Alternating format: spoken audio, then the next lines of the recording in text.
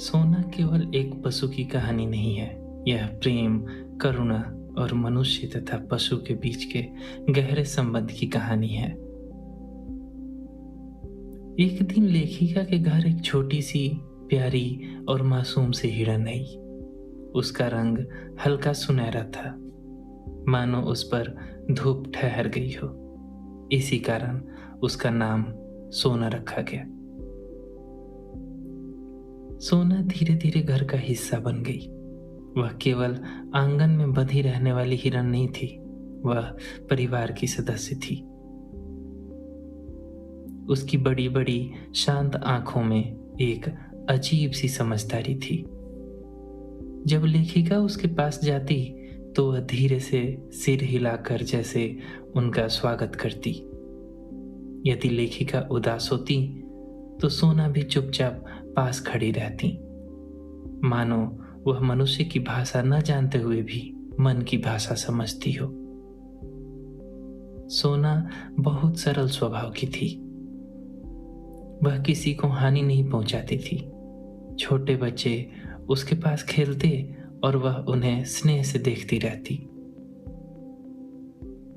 धीरे धीरे लेखिका और सोना के बीच एक गहरा भावनात्मक संबंध बन गया।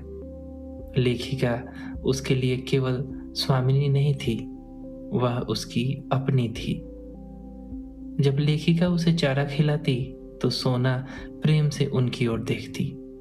उसकी आंखों में कृतज्ञता और अपनापन झलकता। समय बीतता गया। हर दिन का एक नियम बन गया।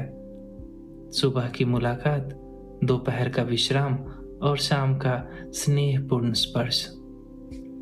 परंतु जीवन हमेशा एक सा नहीं रहता। एक दिन सोना बीमार पड़ गई। उसकी चंचलता कम हो गई। उसकी आंखों की चमक धुंधली होने लगी। लेखिका चिंतित हो उठी। उन्होंने वैद्य को बुलाया, दवाइयां दी गई, पूरा ध्यान रखा गया, पर बीमारी बढ़ती गई। सोना अब कमजोर हो गई थी। वह पहले की तरह खड़ी भी नहीं रह पाती थी। लेखिका उसके पास बैठ जाती, उसके सिर पर हाथ फेरती और मन ही मन प्रार्थना करती।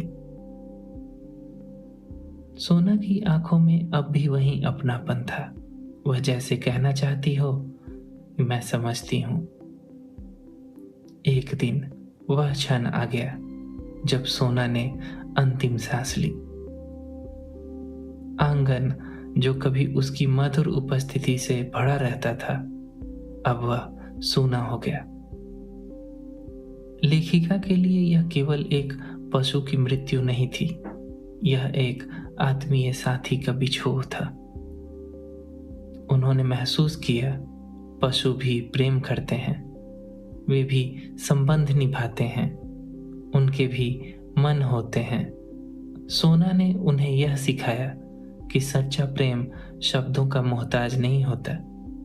वह आंखों से समझा जाता है, स्पर्श से महसूस किया जाता है। सोना के जाने के बाद भी उनकी स्मृति लेखिका के हृदय में जीवित रही। जब भी आंगन में धूप फैलती, उन्हें उसका सुनहरा रूप याद आता। जब भी कोई हिरन दूर से रंभाती, उन्हें सोना की आवाज सुनाई देती। सोना सचमुच सोने जैसी थी, कीमती, निर्मल और उज्जवल।